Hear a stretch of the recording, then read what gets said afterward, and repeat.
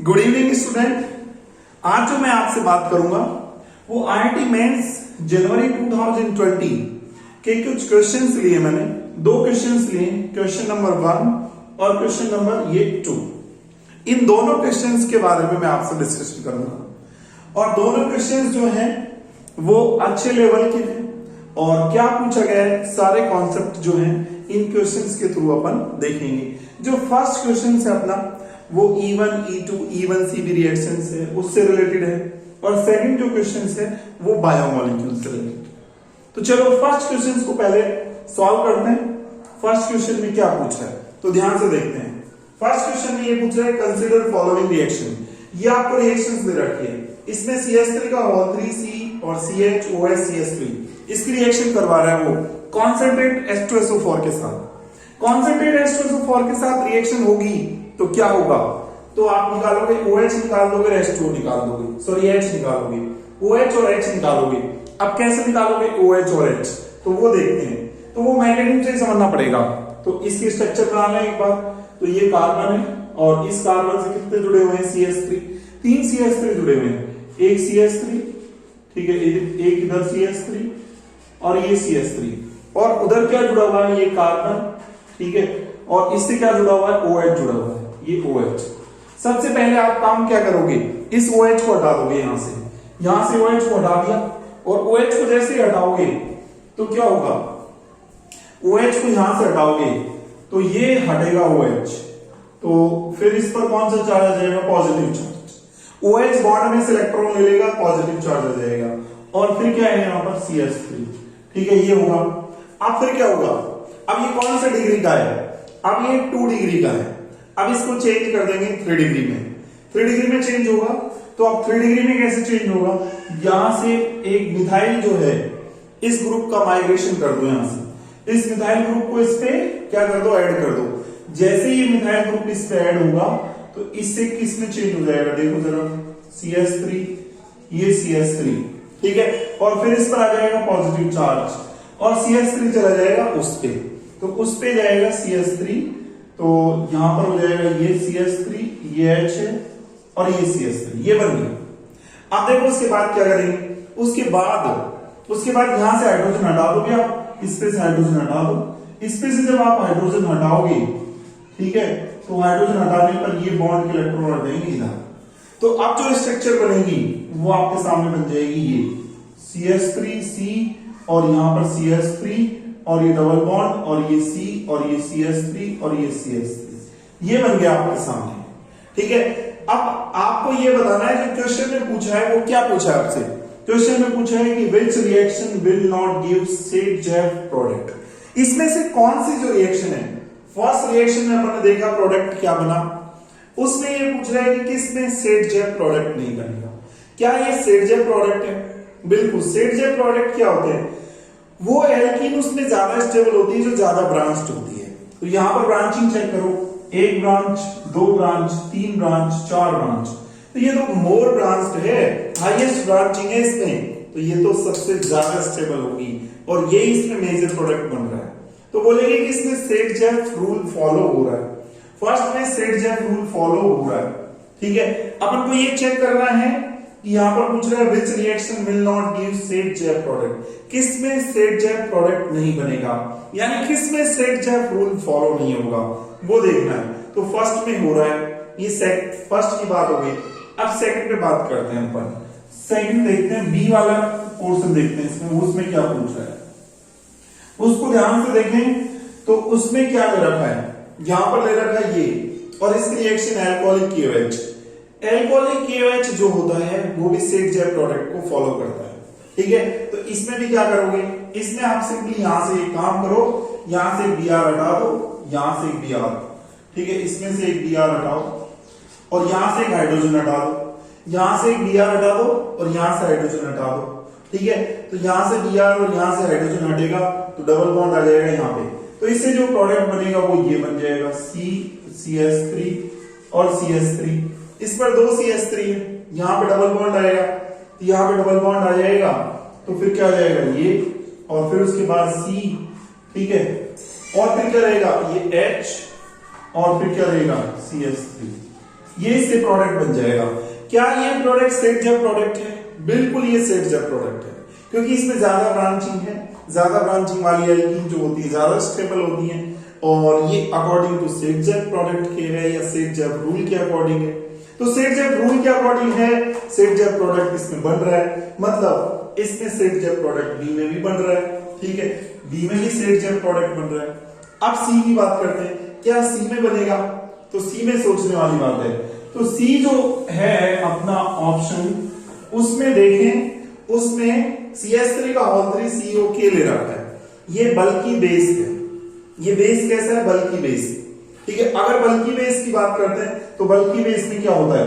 बल्कि बेस में ध्यान देना, यहां पर ये CH3 ये अपन ने लिया, और फिर उसके बाद ये CH और ये CH और ये Br और ये CH3। ये बल्कि बेस है। अगर बेस बल्कि होगा तो उस केस में क्या होगा? उस केस में ये जो है किस कार्बन से हाइड्रोजन हटाएगा? इस क्राउडेड वाले हाइड्रोजन से मोर क्राउडेड हाइड्रोजन, जिससे कार्बन से सॉरी जिससे CH3 जुड़े हुए दो, या फिर इस कार्बन से जिसमें 3 हाइड्रोजन जुड़े हुए। ज्यादा क्राउडेड ये है कार्बन, ये लेस क्राउडेड है। तो जो ज्यादा क्राउडेड है ये वाला मोर क्राउडेड, क्या इससे जो है ये हाइड्रोजन हटाएगा? बिल्कुल नहीं। क्यों नहीं हटाएगा? क्योंकि ये खुद ही क्या है? बल्कि बेस है। खुद ही ये क्या है? बल्कि है और मोर हिंडर्ड है। तो ये उस कार्बन से हटाएगा जो लेस हिंडर्ड है, यहां से हाइड्रोजन हटेगा। और अगर यहां से आपने हाइड्रोजन हटाया, ठीक है, ये आप चेक करोगे तो ये अल्फा कार्बन और ये है बीटा, और बीटा कार्बन से हाइड्रोजन हटता है। ठीक है, तो यहां से हटेगा और ये इधर जाएगा। तो जो प्रोडक्ट बनेगा, इससे प्रोडक्ट बनेगा वो बन रहा है यहां पर CH और ये CH3 और ये CH3, फिर उसके बाद CH और फिर डबल बॉन्ड और CH2। अब सोचने वाली बात है, क्या ये सेट जैप प्रोडक्ट है? सेट जैप प्रोडक्ट तो तब होता जब यहां डबल बॉन्ड आता, तब उस केस में ज्यादा ब्रांचिंग बनती। अभी तो ब्रांच एक ही है, सिर्फ एक ब्रांच है ये वाली, तो ये लेस ब्रांच एल्कीन है, और लेस ब्रांच एल्कीन है तो इसको बोलेंगे कि ये हॉफमैन प्रोडक्ट है, सेट जैप प्रोडक्ट नहीं है, हॉफमैन है। तो मतलब इसका मतलब ये हुआ कि इसके केस में, सी के केस में हॉफमैन प्रोडक्ट बन रहा है, नॉट सेट जैप प्रोडक्ट। तो सी जो होगा वो करेक्ट आंसर होगा। एक बार डी को भी चेक कर लेते हैं। ठीक है, डी को चेक कर लेते हैं।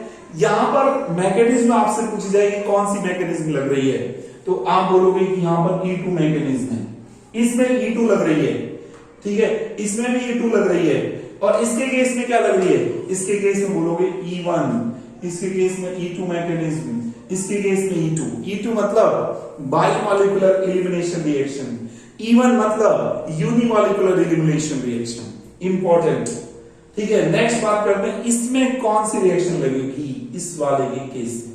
तो देखते हैं इसको, फोर्थ ऑप्शन को देखते हैं, इसका फोर्थ ऑप्शन। तो फोर्थ ऑप्शन को ध्यान से देखो आप, क्या है इसमें? फोर्थ ऑप्शन में है CH3 का होल 3 ले रखा है, होल ट्वाइस ले रखा है, ये ले लिया। ठीक है, फिर क्या किया? यहां पर CH ले रखा है, ये CH, इस पे क्या है? OH है, और फिर क्या है? CH2 है। ठीक है, और फिर CH2 है, ये आपने ले लिया। अब इसमें इसको हीट कर रहे हो आप, इसको क्या कर रहे हो? हीट कर रहे हो। तो हीट करने पर ठीक है, हाइड्रोजन को कहां से हटाया जाए? हाइड्रोजन जो हटाएंगे, डेफिनेट सी बात है कि हाइड्रोजन इधर भी है, इधर भी हाइड्रोजन है, इधर भी हाइड्रोजन है और इधर भी हाइड्रोजन है। हाइड्रोजन कहां से हटाई जाए? यहां से हटाई जाए, ये यहां से हाइड्रोजन हटाई जाए। तो आप देखोगे कि अगर हाइड्रोजन यहां से हटाओगे तो क्या कॉन्जुगेशन मिल रहा है? वो चेक करोगे, बिल्कुल कॉन्जुगेशन मिलेगा उसका। और इधर से हाइड्रोजन हटाओगे तो उस ग्रुप के साथ कोई कॉन्जुगेशन नहीं होगा, और कॉन्जुगेशन इधर से होगा तो मोर स्टेबल बनेगा। देखो मैं बताता हूं आपको कैसे। यहां से एक बार हाइड्रोजन हटाओ, आप यहां से हाइड्रोजन हटाओ।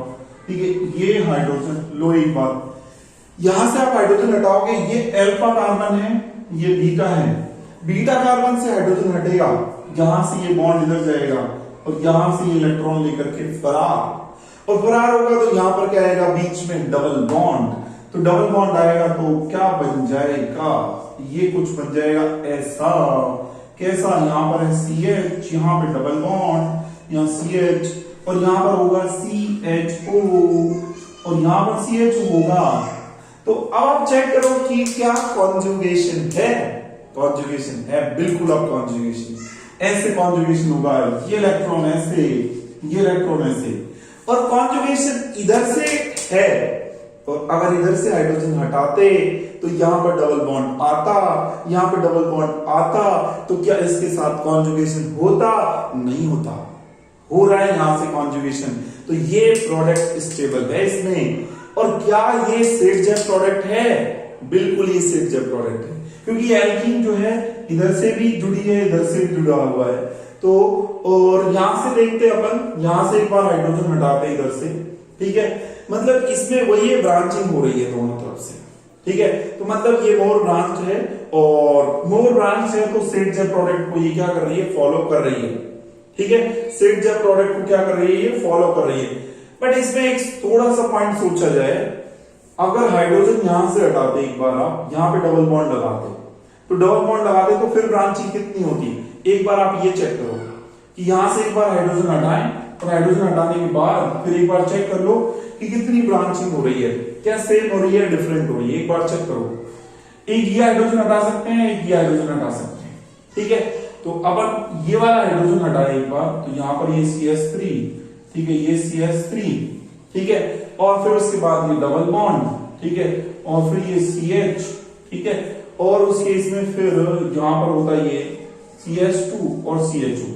अब आप एक बार चेक कर लो कितने हैं यहां पर। देखो ये एल्कीन है, ये वाली, ठीक है, ये आप चेक करो, इससे कितने ग्रुप जुड़े हुए हैं? 1, 2 और 3, ठीक है। एक बार इससे चेक करो, इससे चेक करोगे तो यहाँ पे 2 ग्रुप है, 1, 2 ग्रुप है। मतलब डेफिनेट सी बात है कि ये ब्रांचिंग इसमें ज्यादा हो रही है, इसके केस में ब्रांचिंग ज्यादा है, तो ज्यादा ब्रांचिंग इसमें है, तो मतलब सेट जेब प्रोडक्ट ये है। इसका मतलब ये हॉफमैन के अकॉर्डिंग है, और अगर ये हॉफमैन के अकॉर्डिंग है ये प्रोडक्ट, तो डी भी जाएगा इसका ऑप्शन। तो इसलिए बोलेंगे C एंड D। तो क्या बोलेंगे इसका? C and D। बट यहां पे जो ऑप्शन दिए हुए हैं C ओनली, AC और D और BD दिया हुआ है, तो ऑप्शन आपको जो D है वो बैठ ही नहीं रहा। और ये जो रिएक्शन है वो रिएक्शन कौन सी है? ये रिएक्शन, ये मैकेनिक लगेगी E1CB मैकेनिज्म। क्यों? क्योंकि यहां पर ये जो ग्रुप लगा हुआ है, ये कौन सा ग्रुप लगा हुआ है? EWG, इलेक्ट्रॉन विड्रॉइंग ग्रुप लगा हुआ है, ठीक है। तो यहां पर दो बात आ रही है कि अगर डबल बॉन्ड यहां पे लगाए और डबल बॉन्ड यहां पे लगाए, ठीक है, तो डबल बॉन्ड यहां पे लगाने से जो आ रहा है वो क्या आ रही है? मोर ब्रांचिंग, मोर ब्रांच एल्कीन मिल रही है, और यहां से थोड़ी सी इसके कंपेयर में लेस ब्रांच मिल रही है, लेकिन ये मोर स्टेबल मिल रही है, ये कंफर्म है, ये ज्यादा स्टेबल है, ठीक है। और ये ज्यादा स्टेबल है, और तो अपन बोलेंगे कि ये जो है ज्यादा स्टेबल एल्कीन मिल रही है, और ये ज्यादा स्टेबल एल्कीन मिल रही है, और ये सेट जेब प्रोडक्ट के अकॉर्डिंग अपन बोलेंगे कि ये सेट जेब प्रोडक्ट के अकॉर्डिंग मिल रही है, ठीक है। तो सेट जेब प्रोडक्ट के अकॉर्डिंग ये मिल रही है, इसलिए अपन बोलेंगे कि डी ऑप्शन जो होगा वो करेक्ट नहीं होगा। ओनली कौन सा करेक्ट होगा? C option. सी ऑप्शन जो है उसमें आपको क्लियरली पता चल रहा है कि हॉफमैन रूल के अकॉर्डिंग मिल रही है।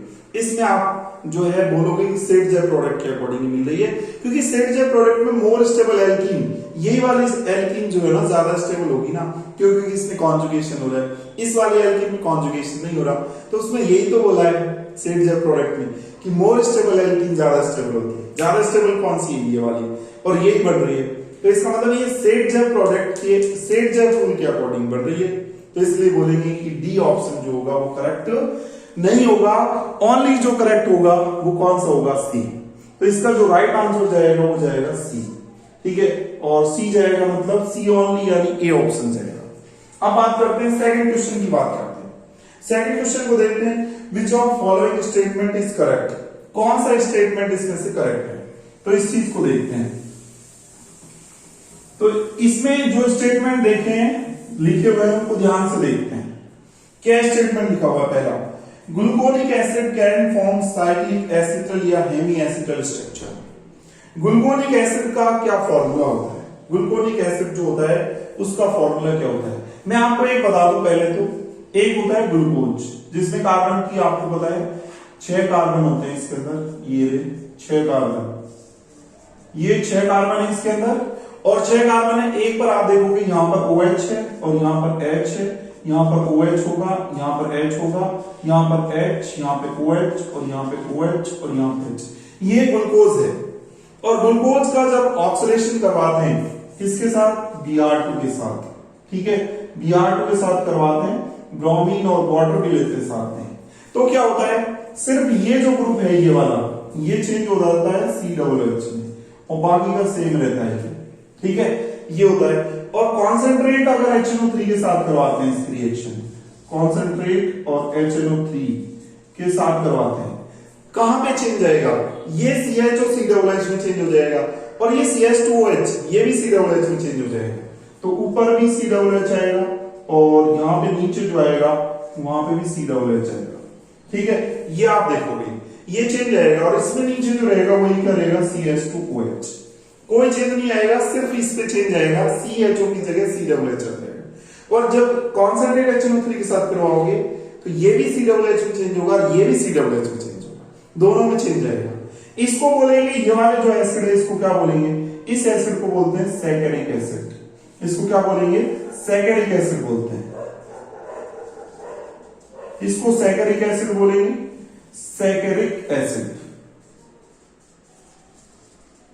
इसको सैकरिक एसिड बोल देंगे। और इसको क्या बोलेंगे, इसको बोल देंगे ग्लूकोनिक एसिड, क्या बोलेंगे इसको, इसको बोलेंगे ग्लूकोनिक एसिड, ये ग्लूकोनिक एसिड। मतलब क्लियर है, अगर ग्लूकोज की रिएक्शन इस ब्रोमीन के साथ करवाते हैं, ठीक है, ब्रोमीन वाटर के साथ, तो ग्लूकोनिक एसिड बनता है, और ग्लूकोज की रिएक्शन कॉन्सेंट्रेट HNO3 के साथ करवाते हैं तो सैकरिक एसिड बनता है, ठीक है। एक बात आप देखते हैं, ऑप्शन पे आते हैं, पहला ऑप्शन, क्या ग्लूकोनिक एसिड जो होता है वो साइक्लिक एसिटल या हेमी एसिटल स्ट्रक्चर बनाएगा, नहीं, ये ग्लूकोनिक एसिड है, ये साइक्लिक एसिटल और हेमी एसिटल का मतलब होता है कि फिफ्थ जो कार्बन है ये वाला, ये फिफ्थ कार्बन, ये फिफ्थ कार्बन इस फर्स्ट कार्बन के साथ जुड़ जाए, ठीक है, और साइक्लिक स्ट्रक्चर बना दे, वो इसमें पॉसिबल नहीं है, ये चीज यहां पर पॉसिबल नहीं है। तो ये पॉसिबल है सिर्फ और सिर्फ ग्लूकोज के केस में, इसका जो फिफ्थ कार्बन है ये इसके फर्स्ट कार्बन के साथ साइक्लिक स्ट्रक्चर बना देता है, तो ये पॉसिबल है इसमें, ग्लूकोज में। तो इसलिए ये स्टेटमेंट क्या हो गया, ये गलत हो गया, ठीक है। आगे चलते हैं, gluconic acid is partial oxidation product of glucose, ये सही है, ग्लूकोज का, ये ग्लूकोज है, इसका पार्शियल ऑक्सीडेशन हुआ है, ठीक है, पूरा ऑक्सीडेशन नहीं हुआ, एक ही कार्बन है सिर्फ इसका ऑक्सीडेशन हुआ है, जो किस में कन्वर्ट हुआ है, COOH में, तो एक ही कार्बन का हुआ है तो पार्शियल हुआ है, तो ये सही स्टेटमेंट है। आगे और स्टेटमेंट उसको चेक कर लें एक बार, gluconic acid obtained by oxidation of glucose by HNO3, ये तो बिल्कुल ही गलत हो गया, ये HNO3 के ऑक्सीडेशन से ग्लूकोनिक एसिड मिलेगा, नहीं, ब्रोमीन वाटर के ऑक्सीडेशन से ग्लूकोनिक एसिड मिलेगा, तो ये गलत हो गया, ठीक है। फिर आते हैं इसके बाद, gluconic acid is dicarboxylic acid, बिल्कुल नहीं है, ग्लूकोनिक एसिड में तो एक ही कार्बोक्सिलिक एसिड आ रहा है, सिर्फ COOH, तो इसको बोलेंगे मोनोकार्बोक्सिलिक एसिड है। डाइकार्बोक्सिलिक एसिड सैकरिक एसिड है, ये बोलेंगे, ठीक है। तो इस तरीके से अपन ये क्वेश्चन को सॉल्व करेंगे। तो इसका जो राइट आंसर जाएगा, इसमें करेक्ट पूछा है कि कौन सा इसमें स्टेटमेंट करेक्ट है, so right answer will be B is correct answer, ठीक है। तो इस तरीके से आपको क्या करना है, क्वेश्चन को सॉल्व करना है। आई होप मैंने इसमें आपको रिएक्शन के बारे में बताया, E1, E2, E1C रिएक्शन के बारे में, और कुछ ये बायोमोलिक्यूल्स के बारे में बताया मैंने आपको। आई होप आपको ये समझ में आया होगा, क्वेश्चन जो है आपको अच्छे लगे होंगे, ठीक है। अगर आपको वीडियो पसंद आया तो आप ज्यादा से ज्यादा लाइक कीजिए, शेयर कीजिए, सब्सक्राइब कीजिए। Thank you so much.